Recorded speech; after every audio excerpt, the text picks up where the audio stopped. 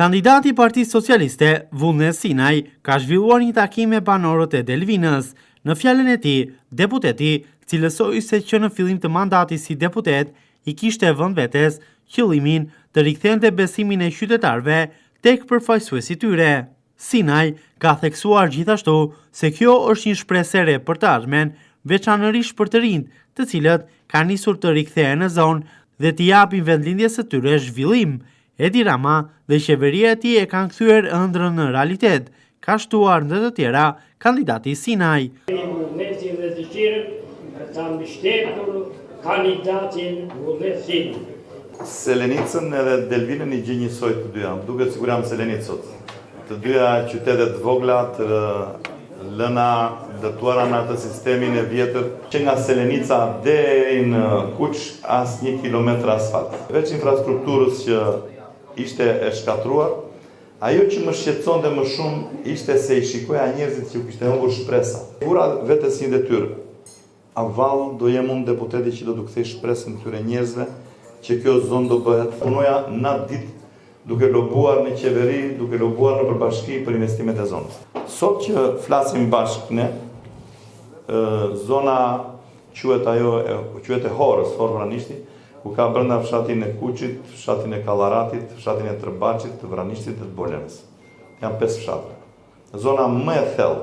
Si përfundim, ishte Edi Rama dhe qeveria e tij që bëri një ëndër realitet. Ajo ka qenë ëndra e gjithë krahinës. Sa herë shkonin atje deputetë e qeveri, zona kërkonte rrugën e Lumit Vlorës. Po e bëri ëndrën edhe pak më tepër se ç'duhet, sepse e lidhi Kuqin me Qeparojnë. Pra e lidhi krahinën e Labërisë me Bregdet. Sot në atë zonë atje ka investime, po lidhen të gjitha fshatrat e zonës me asfalt. Është një shpresë e lindur për të ardhmen. Disa të rinj, kur mbarova takimin më thanë deputet, ne u kthyem.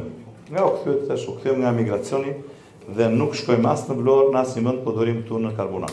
Në momentin që populli sovrani do hedhë votën në kuti, do të thotë që të ka dhënë besën deputet. Dhe tani duhet ta marrësh besën e tyre, zërin e tyre dhe duhet ta çosh në parlament për çdo hall dhe shqetësim që ata kanë. I ndodhur si deputet i ardhur nga biznesi, thash për çfarë kontributi ekonomik mund të bëj unë për zonën time.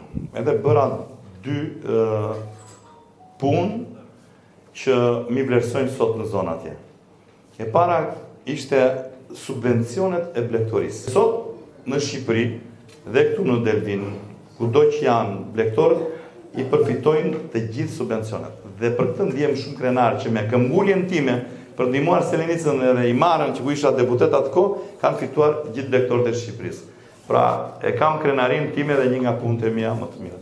Puna e dytë që bëra ishin legalizimet. Zyrën që hapa kur u bëra deputet ditën e parë, e kam hapur dhe sot dhe do ta mbaj hapur dhe në tarë. Kam zgjidhur nga ajo zyra mbi 4000 probleme. Kam edhe një ide që nëse unë këtu në Delvin do jem fitus, do të hap zyrën e asistencës juridike në Delvin. Të ua garantoj, sot këtu para jush do të jetë në mbrapa. Partia Socialiste ka numrin 5 që do ta votoni dhe poshtë numrit 5 janë 12 kandidat për deputet. Mua populli më ka bërë për vete. Dhe kam vendosur t'i shërbej sa fuqi të kem për të mirën e këtij vendi.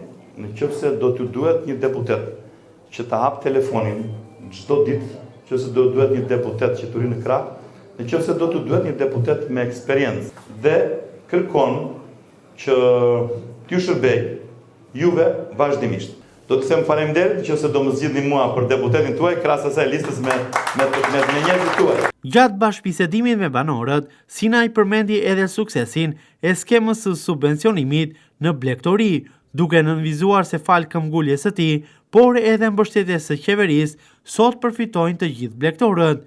Në zyrën time janë zgjidhur rreth 4000 çështje, të cilat i shqetësojnë qytetarët. Populli më ka besuar, ndaj kanë vendosur t'i shërbejnë me përkushtim për të mirën e këtij vendi, ka përfunduar fjalën e tij Vullnet Sinaj.